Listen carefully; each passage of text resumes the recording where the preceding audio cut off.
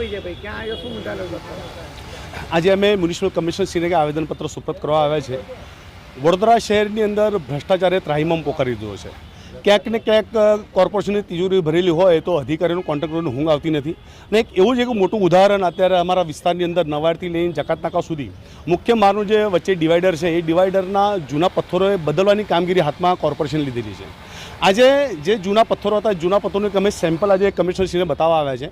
અને ખરેખર તમને કહી દઉં કે સારી ક્વોલિટીની જે જૂના પથ્થરો હતા, હેવી પથ્થરો છે, સારા ગુણવત્તાવાળા છે, છતાંય આ લોકોને બદલવાની એટલી બધી શું જરૂર પડી? જ્યારે તિજોરી ભરેલી હોય તો આ લોકોને ઊંઘ આવતી નથી અને ભ્રષ્ટાચાર કરો આ લોકોના હવે બ્લડમાં થઈ ગયું છે।